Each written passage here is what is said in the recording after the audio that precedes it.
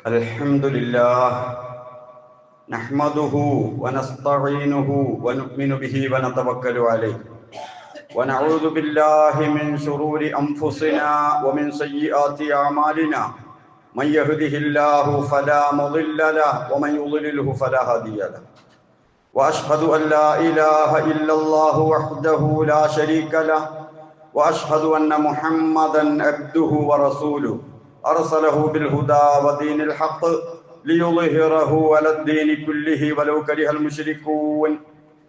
Allahumma salli ala Muhammadin wa ala ali Muhammad kama sallaita ala Ibrahim wa ala ali Ibrahim innaka Hamidum Majid.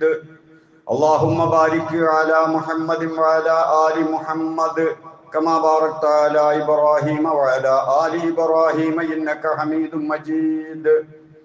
أما بعد ألا إن خير الكلام كلام الله وخير الهدي هدي محمد صلى الله عليه وسلم وشر الأمور محدثاتها وكل محدثة بدعة وكل بدعة ضلالة وكل ضلالة في النار.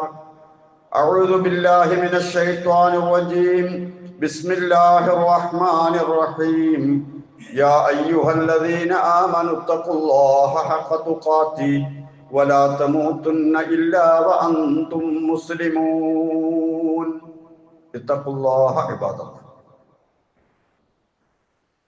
സഹോദരങ്ങളെ, സഹോദരിമാരെ, അള്ളാഹുവിൻ്റെ വിധിവിലക്കുകൾ കൃത്യമായി മനസ്സിലാക്കി ജീവിതത്തിൽ പകർത്താൻ ശ്രമിക്കണമെന്ന് ഓർമ്മപ്പെടുത്തുന്നു, വസിയത്ത് ചെയ്യുന്നു. അള്ളാഹു അതിന് നമ്മെ അനുഗ്രഹിക്കുമാറാകട്ടെ. ഇസ്ലാം കാര്യങ്ങൾ 5 എന്ന് നമ്മൾ ചെറുപ്പത്തിലെ പഠിച്ചു വെച്ചതാണ്. അഥവാ ഒരാൾ മുസ്ലിം ആകണമെങ്കിൽ അദ്ദേഹത്തിൽ 5 കാര്യങ്ങൾ ഉണ്ടായിരിക്കണം. അവർക്കാണ് മുസ്ലിം എന്ന് പറയുക. അതിലൊന്നാമത്തത് മെമ്പർഷിപ്പ് എടുക്കലാണ്, അഥവാ ഷഹാദത്ത് കലിമ. അതോടുകൂടിയാണ് ഇസ്ലാം മതത്തിലേക്ക് പ്രവേശിക്കുന്നത്. ഷഹാദത്ത് കലിമ അംഗീകരിച്ചാൽ മുസ്ലിമാണ്. മെമ്പർഷിപ്പ് എടുത്ത ആൾക്ക് നിർബന്ധമുള്ള മറ്റു 4 കാര്യങ്ങൾ, അദ്ദേഹത്തിന്റെ മെമ്പർഷിപ്പ് നിലനിൽക്കാൻ. അതാണ് ബാക്കിയുള്ള 4 കാര്യങ്ങൾ. ഓരോ ദിവസവും കൃത്യമായിട്ട് 5 നേരം നിസ്കരിക്കാം. ഒന്നതാണ്. മൂന്നാമത്തത് സക്കാത്ത് കൊടുക്കലാണ്. 4 നോമ്പ്, 5 ഹജ്ജ്. ഇതിൽ ഈ 4 സക്കാത്ത് ഒഴികെ ബാക്കിയുള്ള 4 സമൂഹത്തിൽ സജീവമായി ചർച്ച ചെയ്യപ്പെടുന്ന കാര്യങ്ങളാണ്. ഷഹാദത്ത് കലിമയുമായി ബന്ധപ്പെട്ടാണ് തൗഹീദി പ്രഭാഷണങ്ങളും പുസ്തകങ്ങളും നമ്മുടെ പരിപാടികളൊക്കെ നടക്കാറുള്ളത്. പിന്നെ നമസ്കാരം 5 നേരം പള്ളിയിൽ വന്ന് നമസ്കരിക്കുന്ന ആളുകളാണ് നമ്മൾ. അതിൻ്റെ കാര്യങ്ങളൊക്കെ നന്നായിട്ട് അറിയാം. റമദാനിനോടനുബന്ധിച്ച് വലിയ ആരവങ്ങൾ എല്ലാ മഹല്ലുകളിലുമുണ്ട്. പള്ളി വരെ മോടി കൂട്ടി റമദാനിനെ സ്വീകരിക്കാൻ സമൂഹം ഒരുങ്ങി നിൽക്കുകയാണ്. റമദാൻ കഴിഞ്ഞാൽ പിന്നെ ഹജ്ജിനുള്ള ഒരുക്കങ്ങളാണ്, അതിൻ്റെ കമ്മിറ്റിയും യാത്രയപ്പുകളുമൊക്കെ. പക്ഷേ ഇതിനിടയ്ക്ക് വിട്ടുപോയതാണ് സക്കാത്ത്. ഹജ്ജിന് പോകും, ലക്ഷക്കണക്കിന് രൂപ വേണം ഇന്ന് ഹജ്ജിന് പോകാൻ. ആ പൈസന്റെ സക്കാത്ത് കൊടുത്തിട്ടുണ്ടോ എന്ന് ചോദിച്ചാൽ ഇല്ല. പിന്നെ ഇവിടത്തേക്കാണ് ഈ പോകുന്നത്. ഹാജിമാർക്കുണ്ടൊരു തൽബിയത്ത്, ലബ്ബൈക് അല്ലാഹുമ്മ ലബ്ബൈക് ലബ്ബൈക ലാ ശരീക ലക ലബ്ബൈക്. അല്ലാഹുവേ, നിന്റെ വിളിക്ക് ഉത്തരം ചെയ്തിട്ടിതാ ഞാൻ വന്നിരിക്കുന്നു. അവൻ ഹജ്ജിന് ഉപയോഗിച്ച പണം അല്ല പൊരുത്തപ്പെടാത്ത പണമാണെങ്കിൽ അതിൽ പാവപ്പെട്ടവൻ്റെതുണ്ട്, മിസ്കീൻ്റെതുണ്ട്, അവകാശങ്ങളുണ്ട്. അത് സ്വരൂപിച്ച മേഖല ഹറാമാണ്. ഏതെങ്കിലും വിധേന അള്ളാഹുവിന് ഇഷ്ടപ്പെടാത്ത പണവുമായിട്ടാ ലബ്ബൈക പറയുന്നതെങ്കിൽ അള്ളാഹ് തിരിച്ചു പറയുന്ന ഒരു വാക്ക് പഠിപ്പിക്കുന്നു റസൂൽ. ലാ ലബ്ബൈക വലാ സഅദൈക വഹജ്ജുക മർദൂദുൻ അലൈക. നിന്റെ ലബ്ബൈക്കും വേണ്ട, നിന്റെ സഅദൈക്കും വേണ്ട, നിന്റെ ഹജ്ജ് പിടിച്ചോ, കൊണ്ടുപോയിക്കോ. അപ്പൊ ധനം അത് ശരിയായിരിക്കണം. സക്കാത്ത് കൊടുത്ത പണം കൊണ്ടുപോകണം.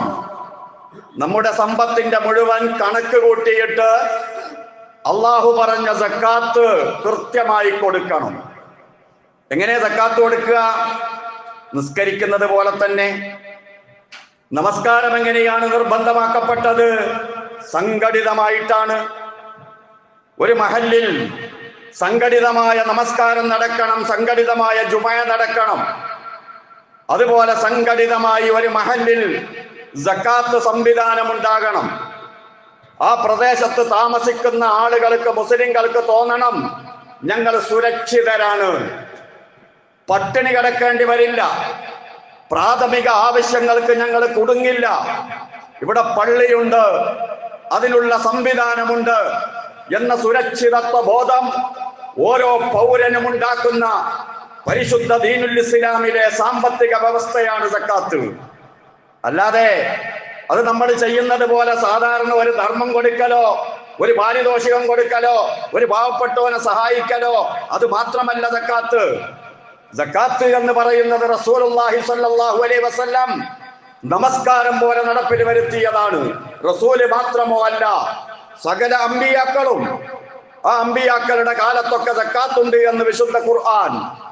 ഈസാ നബി അലൈഹിസ്സലാം പറഞ്ഞില്ലേ, വൗസാനി ബിസ്സലാത്തി വസ്സകാത്തി മാ ദുംതു ഹയ്യ, ജീവിതകാലം മുഴുവനും നമസ്കരിക്കാനും സക്കാത്ത് കൊടുക്കാനും എന്നോട് എന്റെ റബ്ബ് വസിയ്യത്ത് ചെയ്തിട്ടുണ്ട് എന്ന് സൂറ അംബിയായിൽ കാണാം. അല്ലാഹു സുബ്ഹാനഹു വ തആല പറയുന്നത്, അമ്പിയാക്കളെ പറഞ്ഞതിന് ശേഷം അള്ളാഹു അവരോട് കൽപ്പിക്കുകയാണ്, നിങ്ങളോട് എല്ലാവിധ സൽക്കർമ്മങ്ങളും ചെയ്യാൻ ഞാനിതാ നിർദ്ദേശിക്കുന്നു. നിങ്ങൾ നമസ്കരിക്കണം, നിങ്ങൾ സക്കാത്ത് കൊടുക്കണം. ഇതെല്ലാം അവരോടുള്ള കൽപ്പനയായി വിശുദ്ധ ഖുർആൻ നമുക്ക് പഠിപ്പിച്ചു തരികയാണ്. അപ്പൊ നമ്മുടെ മഹല്ലിൽ, ഒരു പ്രദേശത്ത് മുസ്ലിങ്ങൾ താമസിക്കുന്നിടത്ത് വീടില്ലാത്തൊരു മനുഷ്യൻ കഷ്ടപ്പെടുകയാ പാടില്ല. ബാക്കിയുള്ള ആളുകൾക്ക് ബാധ്യതയാ അതുണ്ടാക്കി കൊടുക്കൽ. അവൻ ഫഖീറാ. എപ്പോഴാ ഫഖീറാകുന്നത്? അടിസ്ഥാന ആവശ്യങ്ങൾക്ക് സൗകര്യമില്ലാത്ത അവസ്ഥ വരുമ്പോ ഫഖീറാണ്. താമസിക്കാൻ ഒരു വീട്, കഴിക്കാൻ ഭക്ഷണം, രോഗമുണ്ടെങ്കിൽ ചികിത്സിക്കാനുള്ള വക, അതുപോലെ തന്നെ ധരിക്കാൻ വസ്ത്രം, ഇതുപോലുള്ള മനുഷ്യന്റെ മൗലികമായ ആവശ്യങ്ങൾ, ആ ആവശ്യങ്ങളിൽ വല്ലതും കുറഞ്ഞു പോയാൽ അവൻ ഫഖീറാണ്. വല്ലാതെ കുറഞ്ഞു പോയാൽ ഫഖീറാണ്. ഏതാണ്ട് അങ്ങ് പോകുന്ന രൂപത്തിലാണെങ്കിൽ അവൻ മിസ്കീനാണ്. സക്കാത്തിന്റെ ഏറ്റവും പ്രധാനപ്പെട്ട അവകാശികൾ തന്നെയാണത്.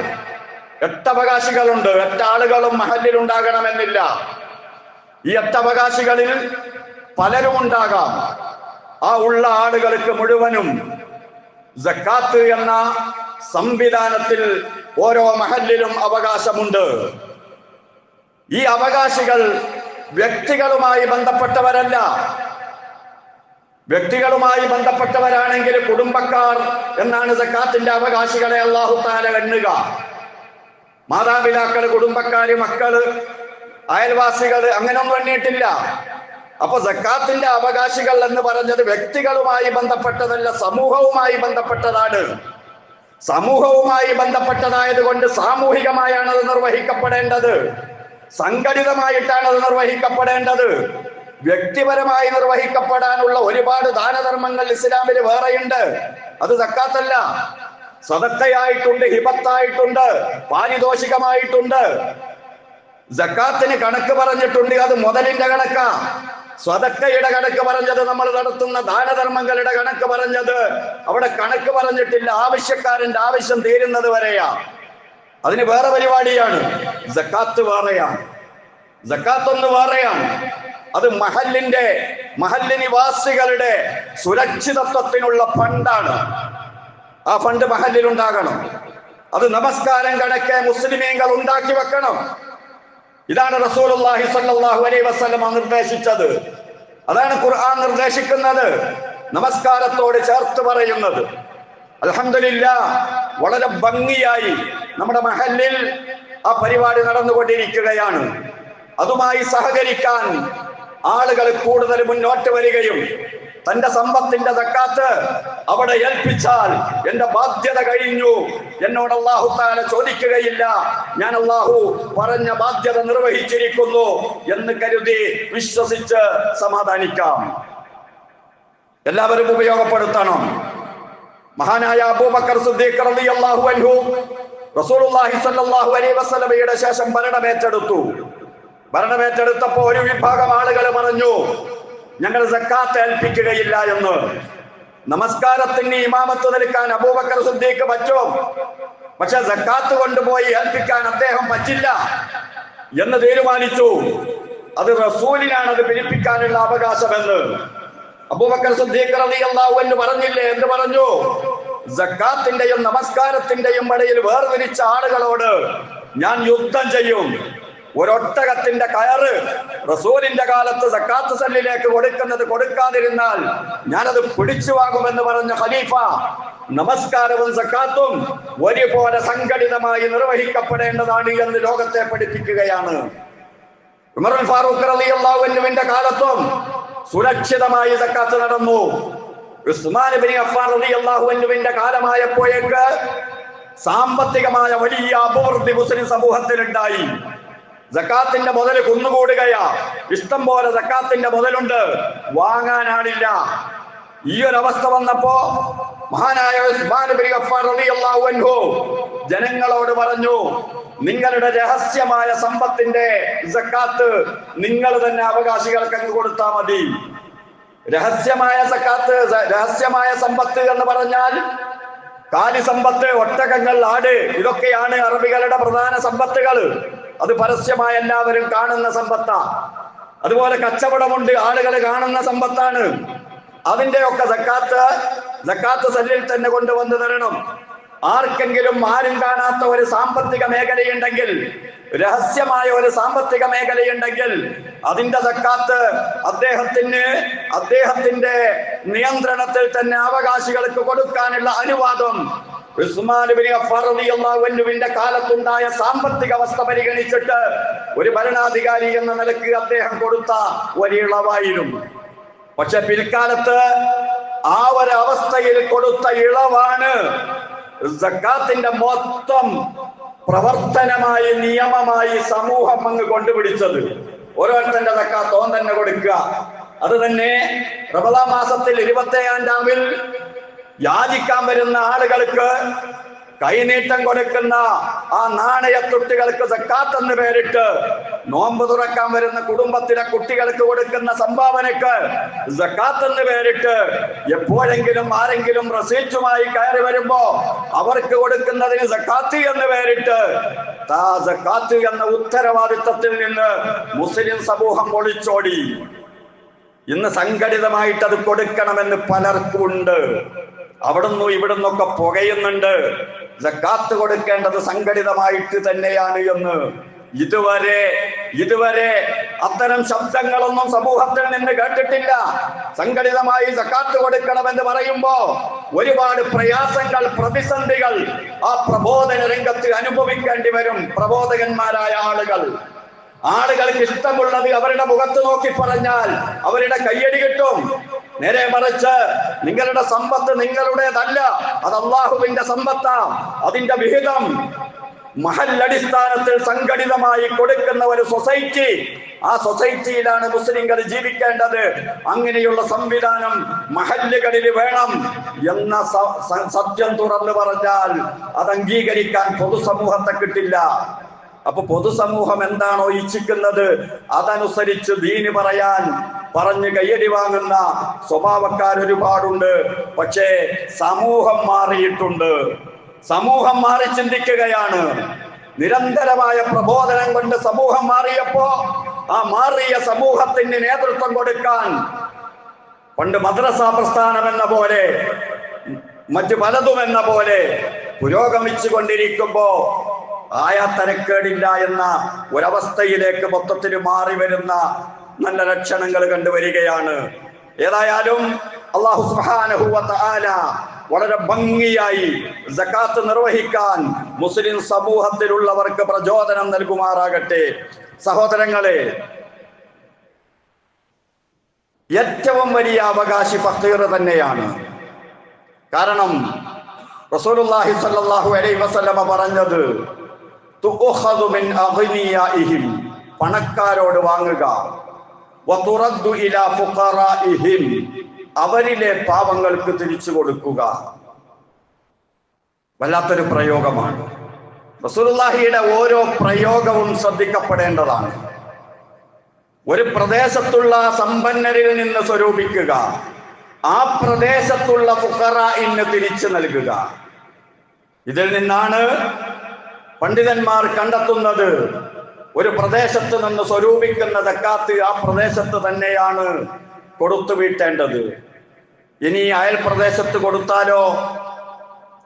കൊടുക്കാമെന്ന അഭിപ്രായം പറഞ്ഞ പണ്ഡിതന്മാരുണ്ട്. ഏറ്റവും നല്ലത് സ്വന്തം നാടിന്റെ പ്രശ്നം തീർക്കുക എന്നതാണ്. അയൽപക്കത്തുള്ള മഹല്ലിൽ എന്ത് ചെയ്യണം? ആ മഹല്ലിൽ നിന്ന് സക്കാത്ത് പിരിച്ചവിടെ കൊടുക്കണം. ഇനി അവിടെ നിന്ന് പിരിക്കുന്ന സക്കാത്ത് വിതരണം ചെയ്തിട്ട് അവിടുത്തെ പ്രശ്നം തീരാത്തൊരവസ്ഥയുണ്ടെങ്കിൽ, തൊട്ടടുത്ത മഹല്ലിൽ കൂടുതലുണ്ടെങ്കിൽ തടസ്സമൊന്നുമില്ല ഇസ്ലാമിൽ. അതങ്ങോട്ട് മാറ്റുന്നതിന് ഇസ്ലാം എളുപ്പത്തിന്റെ നീതിയുടെ മതമാണ്. അവിടെയൊന്നും ഇസ്ലാമിന് കടുംപിടുത്തമില്ല. വളരെ വ്യക്തമായി പണ്ഡിതന്മാർ ഇതെല്ലാം ചർച്ച ചെയ്തതായിട്ട് നമുക്ക് കാണാൻ കഴിയും. ഏതായാലും സക്കാത്ത് സെല്ലിലൂടെ സക്കാത്ത് നിർവഹിക്കപ്പെടുന്ന സമയത്ത് അവകാശികൾക്ക് അഭിമാനത്തോടു കൂടി അത് സ്വീകരിക്കാൻ പറ്റുന്നൊരവസ്ഥ ഉണ്ടാകും. എനിക്ക് ഇന്നോ തന്നതാണ്, മറ്റവൻ തന്നതാണ് എന്ന രൂപത്തിൽ ആരെയും ഓച്ചാനിക്കേണ്ടി വരില്ല. ഇതെന്റെ മഹല്ലിന്റെ സംവിധാനമാണ്, എന്റെ മുതലാണ്, എനിക്കർഹതപ്പെട്ടതാണ്. വളരെ വ്യക്തമായി അദ്ദേഹത്തിന്റെ അഭിമാനം സംരക്ഷിക്കപ്പെടുന്നത് നമുക്ക് കാണാൻ കഴിയും.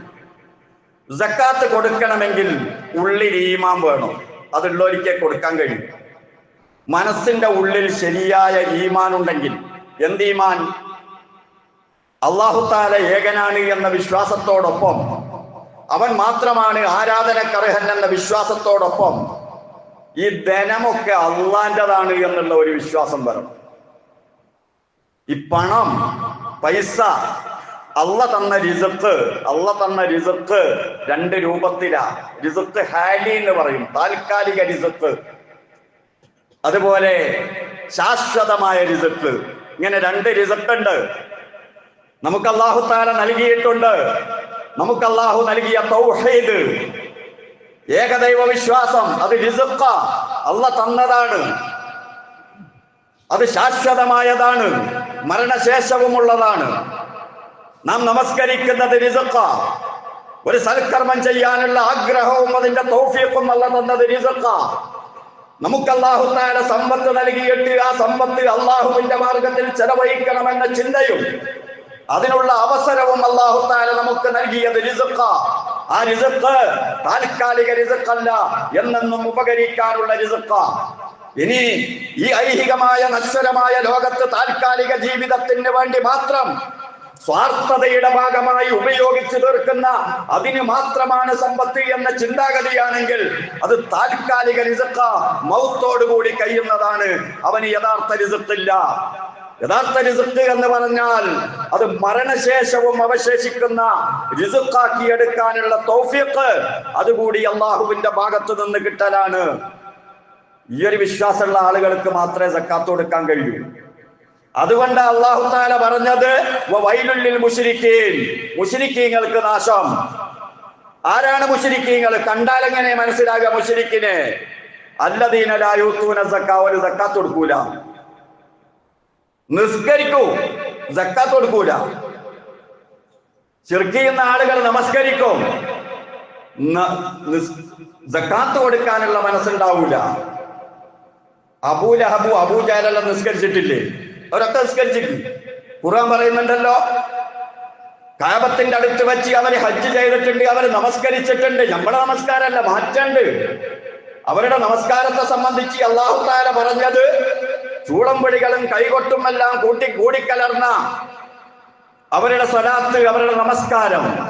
കാരണം നമസ്കാരം എന്ന് പറഞ്ഞത് അമ്പിയാക്കളുടെ പാരമ്പര്യമായി കിട്ടിയതാ. ഇബ്രാഹിം നബി അലൈഹിസ്സലാം കഅബത്തിന്റെ അടുത്ത് തന്റെ മക്കളെ പാർപ്പിച്ചത് തന്നെ എന്തിനാ? പ്രാർത്ഥനയിൽ പറഞ്ഞില്ലേ, റബ്ബനാ ലിയുഖീമുസ്സലാ, നമസ്കാരം നിലനിർത്താൻ. അപ്പൊ നമസ്കാരം പരമ്പരാഗതമായി നോമ്പ് പോലെ തന്നെ ഹജ്ജ് പോലെ തന്നെ വന്നതാണ്. പക്ഷെ അതുപോലെ വന്നതാ സക്കാത്ത്. ആ സക്കാത്ത് മക്കയിലെ മുശ്രിക്കുകൾ പാടെ അവഗണിച്ചു കളഞ്ഞു.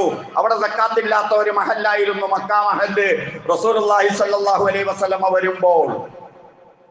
അപ്പൊ തൗഹീദ് പറയുന്ന കൂട്ടത്തിൽ അള്ളാഹുവിന്റെ റസൂല് സക്കാത്ത് കൊടുക്കാൻ കൂടി പറഞ്ഞു, പാവപ്പെട്ടവരെ സഹായിക്കാൻ പറഞ്ഞു. അതില്ലാത്ത പ്രവർത്തനത്തെ റസൂലുള്ളാഹി ചോദ്യം ചെയ്തു മക്കയിൽ വെച്ച്. അതല്ലേ അല്ലാഹു തആല ആയത്തിറക്കിയത്, അറഅയ്തല്ലദീ യുകദ്ദിബു ബിദ്ദീൻ ഫദാലിക്കല്ലദീ യദ്ഉൽ യതീം വലാ യഹുദു അലാ തുആമിൽ മിസ്കീൻ. മതത്തെ കളവാക്കിയവനെ നീ കണ്ടോ? സൂറ മാഊനിന്റെ മക്കിയായ സൂറയായ സൂറ മാഊനിന്റെ അവതരണ പശ്ചാത്തലത്തിൽ നിന്നുകൊണ്ടാണ് ഞാൻ സംസാരിക്കുന്നത്. മഹാനായ റസൂലുള്ളാഹി സ്വല്ലല്ലാഹു അലൈഹി വസല്ലം അന്നവരോട് പറഞ്ഞു, ഇബ്രാഹിമി മില്ലത്തിനെ കളവാക്കുന്നവരാരാണെന്നറിയോ? പാവപ്പെട്ടവരെ അവഗണിക്കുന്നവരാ, അവർക്ക് ഭക്ഷണം കൊടുക്കുന്നതിനെ നിരുത്സാഹപ്പെടുത്തുന്നവരാ. പിന്നെ അവരുടെ സ്വലാത്ത്, അവരുടെ നമസ്കാരം എന്ന് പറയുന്നത് അത് വെറുതെ ആളുകളെ കാണിക്കാനുള്ള ഒരു പരിപാടി മാത്രമാണ്. യുറാഉനൻ നാസ്. വളരെ വ്യക്തമായി സൂറ മാഊൻ പഠിപ്പിച്ചു ആ കാലഘട്ടത്തിലുള്ള ആളുകളുടെ അവസ്ഥ. അതുകൊണ്ട് സഹോദരങ്ങളെ, നമ്മുടെ സമ്പത്തിന്റെ അള്ളാന്റെ അവകാശം, നമുക്ക് അള്ള തന്ന സമ്പത്തിലുള്ള അള്ളാന്റെ അവകാശം അതങ്ങ് സക്കാത്ത് സെല്ലിലേക്ക് ഏൽപ്പിച്ചിട്ട് 2.5% ഏൽപ്പിച്ചിട്ട് 97% നമുക്ക് ഉപയോഗിക്കാം അള്ളാഹുവിന്റെ ഇഷ്ടപ്രകാരം. അതിന് അല്ലാഹു തആല തൗഫീഖ് നൽകുമാറാകട്ടെ.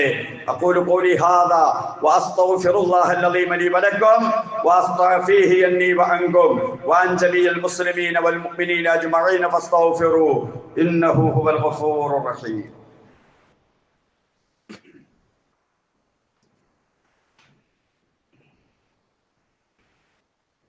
അൽഹംദുലില്ലാഹ് വസ്സലാത്തു വസ്സലാമു അലാ റസൂലില്ലാഹ് وعلى آله الفائزين برضا الله أوصيكم عباد الله وإياي بتقوى الله. സത്യവിശ്വാസികളെ, വിശ്വാസിനികളെ, അള്ളാഹുവിന്റെ വിധിവിലക്കുകൾ അനുസരിച്ച് ജീവിക്കണേ എന്ന് ഒരിക്കൽ കൂടി ഓർമ്മപ്പെടുത്തുന്നു, വസിയ്യത്ത് ചെയ്യുന്നു. അള്ളാഹു അതിന് നമ്മെ അനുഗ്രഹിക്കുമാറാകട്ടെ. അള്ളാഹു തആല നമ്മളോട് സക്കാത്ത് കൊടുക്കാൻ പറയുമ്പോൾ, സദക്ക കൊടുക്കാൻ പറയുമ്പോൾ അള്ളാഹു പറഞ്ഞ ഒരു ശൈലിയുണ്ട്. ആ ശൈലിയുടെ ആഴിയിലേക്ക് നമ്മൾ ഇറങ്ങിച്ചെന്നാൽ വളരെ ആവേശത്തോടു കൂടി നമുക്കത് കൊടുക്കാൻ കഴിയും. ഒന്നാമതായി അള്ളാഹു തആല പറയുന്നത്, ഫമാ അൻഫഖ്തും മിൻ ശൈഇൻ ഫഹുവ യുഖ്ലിഫുഹു. നിങ്ങൾ എന്ത് കൊടുത്താലും അല്ലാഹു നിങ്ങൾക്ക് പകരം തരും. നിങ്ങൾ എത്രയാണോ കൊടുക്കുന്നത്, ആ കൊടുക്കുന്നതിന്റെ കണക്ക് അല്ലാഹുക്കറിയാം.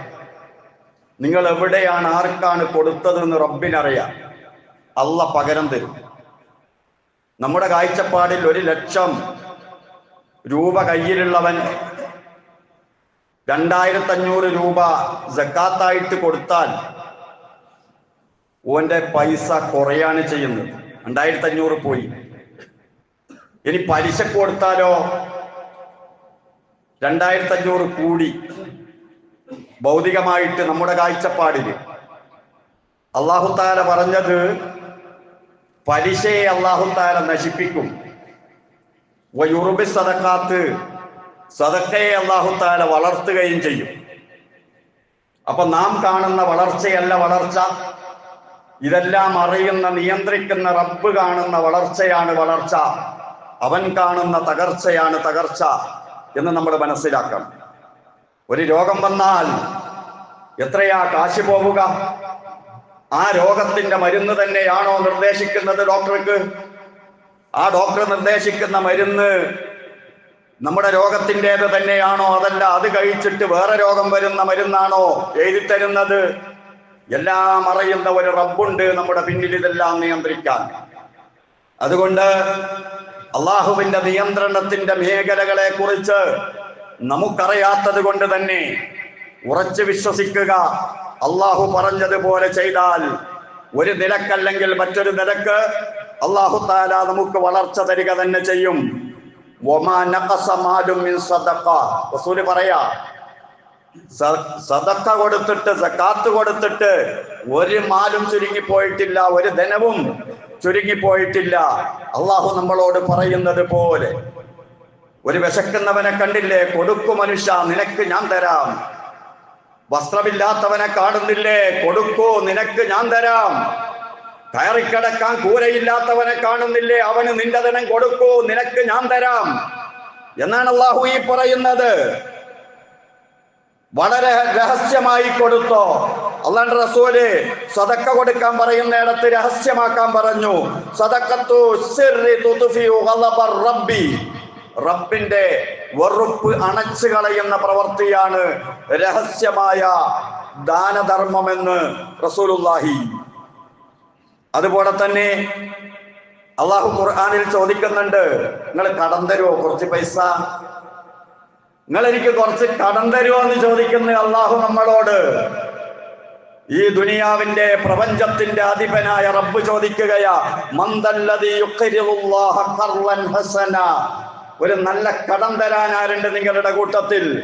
ഫയുളായിഫുഹു ലഹു, അവന് വേണ്ടി അത് ഇരട്ടിയായി തിരിച്ചു നൽകും. അദ്ആഫൻ കസീറ, ഒരുപാട് ഇരട്ടി എന്ന് അല്ലാഹു തആല ആവശ്യപ്പെടുകയാണ് വിശുദ്ധ ഖുർആനിലൂടെ. നമ്മുടെ കാഴ്ചപ്പാടിൽ എത്ര ചെറുതാണെങ്കിലും ഒരു പൂച്ചക്ക് വെള്ളം, ഒരു പട്ടിക്ക് വെള്ളം കൊടുത്തിട്ട് സ്വർഗം കൊടുത്തവനാണ് അല്ലാഹു. അതുകൊണ്ട് എല്ലാ നിലക്കും എവിടെയൊക്കെ നമ്മുടെ പ്രവർത്തനം കൊണ്ട് വല്ല ഉപകാരവും ചെയ്യാൻ കഴിയുമോ അത് ചെയ്യലാണ് നമ്മുടെ ഏറ്റവും വലിയ സാമ്പത്തികമായ ബാധ്യത.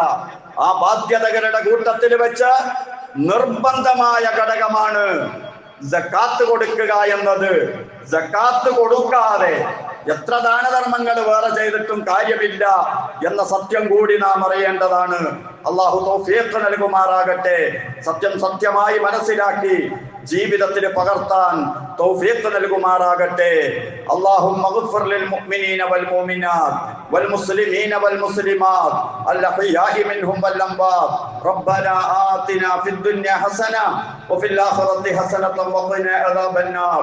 റബ്ബനാ തഖബ്ബൽ മിന്നാ ഇന്നക അൻതസ് സമീഉൽ അലീം വതുബ് അലൈനാ ഇന്നക അൻതത് തവ്വാബുർ റഹീം.